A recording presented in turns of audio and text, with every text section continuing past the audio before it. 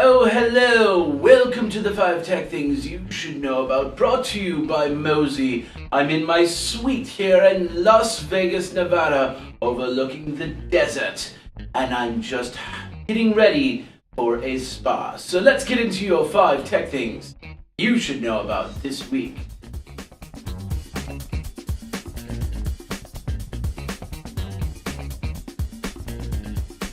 Hey everybody, Jeffrey Powers here. Welcome to the 5 Tech Things You Should Know About for this week for you weekend warriors in tech that don't want too much information overload. Let's get into your 5 Tech Things You Should Know About for this week. We interrupt this broadcast for a special news bulletin. In his speech on Thursday, the president said he remains cautious but optimistic regarding the recent alien visitation. He urged all citizens to avoid taking any actions that may seem aggressive, such as discharging firearms or making lewd gestures. Yeah, I'm back, baby. I'm Duke Nukem. No, I'm not. I'm not Duke Nukem. Do I even look like Duke Nukem? Muscle band. Anyway, ladies and gentlemen, of course, Duke Nukem finally came out this week. A lot of praise, taking it out of the vaporware section. That was the biggest thing. Came out, but it came out for kind of the wrong platforms, from what I understand. A lot of reviews out there, a lot of good, a lot of bad, and there are some that are probably just really bad, as in they're just going to smash it no matter what.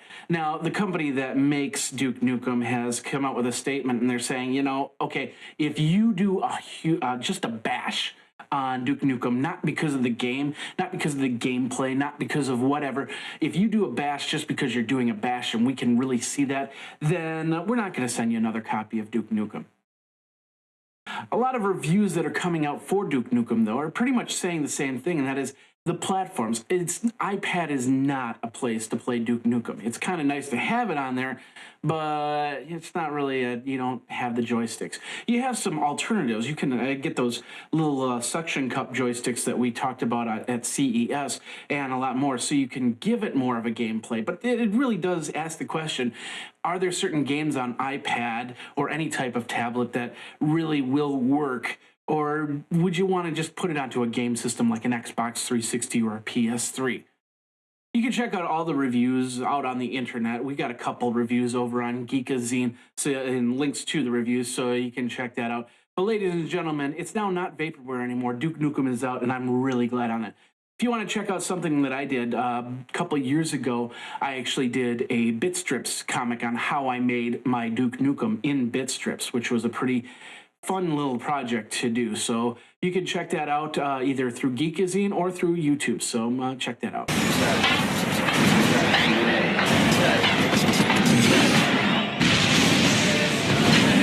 Hail to the king, baby. Touch it with you, touch me. Pandora filed for IPO, basically on the stock market. They started at $12. They went up to $16. $1.9 billion is what they raised for it. But the question I really have is, what is Pandora going to really offer to keep you as an interested stockholder? Now, I'm not a stock trader. I've actually traded stocks through my life, but I'm no trader. I don't know everything about the market, but what I do know is Pandora doesn't really have much more of a service than offering you music. Yeah, you can get it on your Roku, and you can get it on your iPhone, and you can get it on your computer, but is there something else that Pandora is going to offer to keep the stockholders interested? Right now, it was a hot commodity, but I don't see in 3 to 6 months, will stockholders really want to keep this stock? Or will they just have too many hassles? Pandora in the past had issues, of course, with the recording industry because they're trying to stream it and they want to get their recording RIA wants to get the licensing for that, and all the artists should get some money from that. But the reality is, that's all that Pandora has. I mean, is there something else? Am I missing something? Pandora will have to come up with something. Maybe create their own channel for musicians to get on so they can get into the Pandora network, so they can listen to their music, kind of like an independent site like Daytrotter or something like that, where you can go and sign up for it and be an independent artist for that. then we'll see some value to it. So Pandora must have some stuff up their sleeve to really get into the IPO that really needs the money. So in 6 months, though, if they don't have something out there, I don't think that stock's going to be worth much. All right, if you haven't checked out TechCrunch in a while, you should probably go over there. A guy by the name of Rocky Agrowell, who's been writing some independent articles for TechCrunch, has been talking about the coupon sites such as Groupon.com and all the other ones. Basically, what he's saying is, in some cases, these coupon sites are actually breaking certain laws by offering coupons. Now, of course, Groupon is one of those sites that you sign up for as a merchant, and then you offer daily deals to people. Now, the one thing that he's talking about is things like laws inside certain states. For example, Illinois. There are 27 states actually that have this. They have alcohol-related laws when it comes to putting a coupon to alcohol. Illinois is one of them. And basically what it's saying is that there's 87 Groupon vouchers in Chicago alone that are breaking these laws. It's pretty interesting stuff. I'm not exactly sure where they're going to go with it. And of course, now that they know this, they can actually curtail the problem and reevaluate what's going on. A lot of people are saying that sites like Groupon are pretty much one-shot deals. After a couple of years, there's no direction that you go. You get your coupon, you go. So if I was a merchant and I had it set up for Groupon for people to come out for a half-price burger or something like that, they would come out for their half-price burger, they'd get their points, and then they'd go. And there'd be nothing for me in the as an aftershock, except for the fact that I had these people show up one time in hopes that they'll come back on their own cognizance. But the reality is, I want something that I can continue to use in Groupon to say, hey, come back. Come back. The second time you come back, we're going to give you $2 off on that burger. The third time you come back 10 times, I'm going to give you a burger for free. Things like that. That's where a lot of the analysts are saying that Groupon is starting to fail. What's your take on it? Do you like Groupon? Do you use Groupon a lot? Do you have any good success stories on Groupon? Let me know over at Geekazine on my Twitter or geekazine@gmail.com.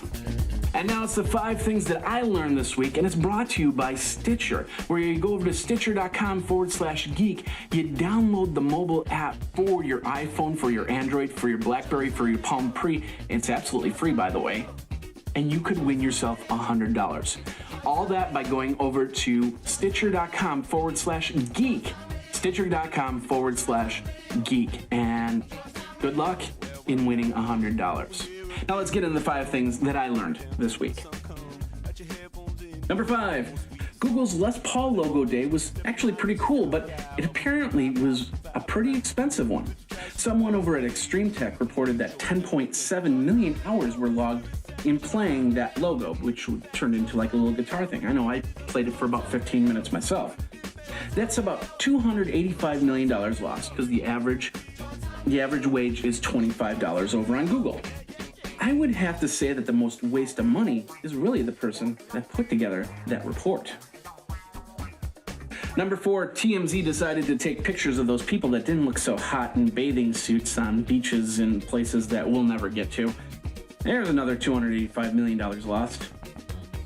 Number 3, Apple is developing a technology that turns off the camera during a concert. Like, for instance, last week I was at Paul McCartney, had a great time. I noticed that how many people were actually recording songs through their iPhones, through their Android devices and other items like that. We did a little quick calculation and found out it's about a terabyte to 1.5 terabytes per song that was being recorded by the audience. While some keep it for personal consumption, others do it for YouTube or try to send via BitTorrent and try to make money off of it. I guess it's the new version of bootlegging for the new millennium. But if Apple has their way, and they do a good job at having their way, we could see that change majorly. Number 2, I'm not going to say anything about Anthony Weiner, just so you know. No jokes on the Wiener, won't even talk about the Wiener. Not a single talk about nothing about, oh wait, oops. And the number 1 thing that I learned this week, a man in China puts an Iron Man Mark I suit together. His name's Wang Xiao Kang, and he built the 110-pound suit for about $460.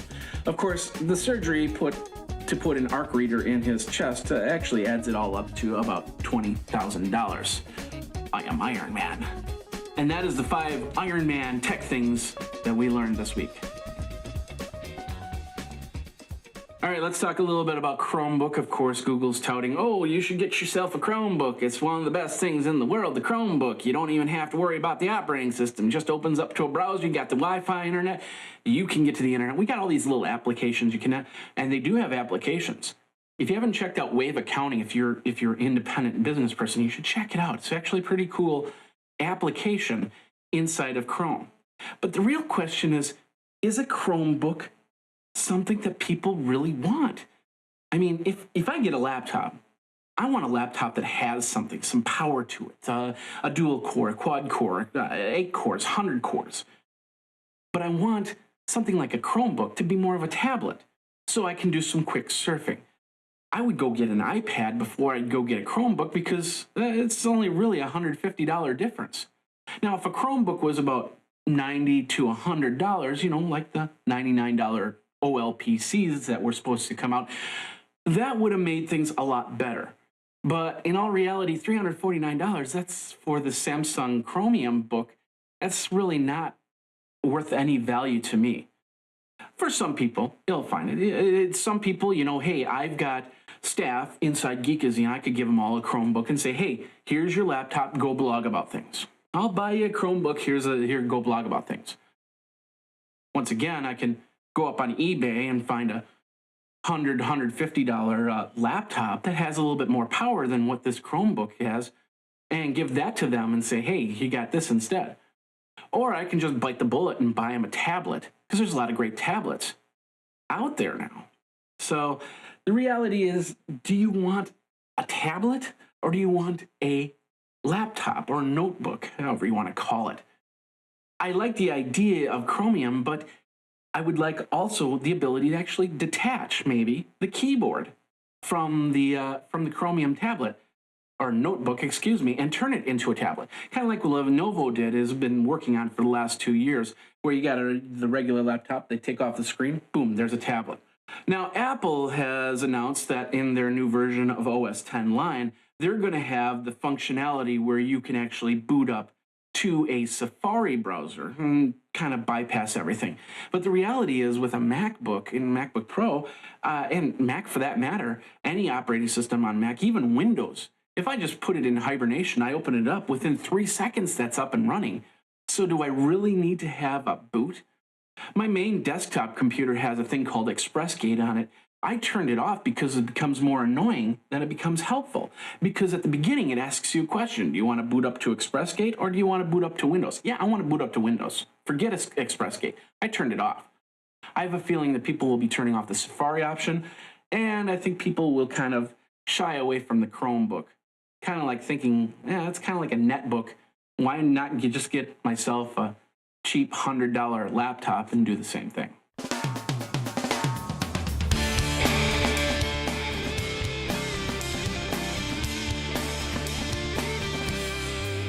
Of course, it's your life online. Back it up now, back it up often, back it up off site. Use the code GEEK. GEEK gets you 15% off that already low price. Save your pictures, save your documents, save your life from fire, from theft, from computer hard drive failure. And the best part is you can take all your pictures and organize them, and you have it for your iPhone, because there's an iPhone app, there's an Android app, there's an iPad app that you can now use to watch all your pictures. So you can turn it into your own little mini cloud, as people talk about out there. And that's over at Mozy.com. $5.99 per computer per month, and you use that code GEEK at checkout, and that gets you an additional 15% off. 15% off saves your life off-site to the cloud. So back up now, back up often, back up off-site with Mozy.com. All right, finally, the National Resources Defense Council did this little study, and they said, hey, you know, a lot of these set-top boxes, these DVRs that are coming out, and these TV DVR combos, they don't put themselves to sleep. And because they don't put themselves to sleep, they take a lot of energy. In fact, they found out that it takes more energy to run some of these set-top boxes than it does an Energy Star efficient refrigerator. That's an amazing little feat right there. So if you're not watching TV, you can't turn off these set-top. Then some of these set-top boxes don't have an off button. They just basically go into hibernation mode. Now, if you've got a little set-top box like a Boxee or a Roku, you are good because of the fact that those devices have energy efficiency to them. In fact, they said among the different types of set-top boxes the National Resources Defense Council tested, streaming-only devices like the Roku and the Apple TV and standard definition receivers consumed much less power than HD receivers and HD DVRs. Just got to kind of wonder when we're going to start seeing Energy Star ratings on some of these little set-top boxes. It also means, hey, this is another reason to cut your cord and get into over-the-top television over the internet. If these set-top boxes are costing you more money, already over that $60 to $100 price tag or more that you're paying for your cable or your satellite, then why have it?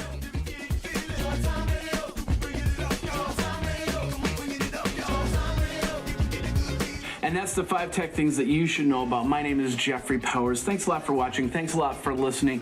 Remember to go over to Stitcher.com/geek and you could win yourself $100 for downloading this great app for your iPhone, your Android, your Palm, your BlackBerry. We will not have a show next week because I'll be out in Detroit. Maybe if I get back in time on Friday, we'll do a show. Otherwise, we'll have a show next week, the week after next, and we will talk more tech for you. Got any questions, feel free to Twitter me at Geekazine or email me at geekazine@gmail.com. Thanks a lot for watching. We will see you next time on the 5 tech things you should know about. Take care.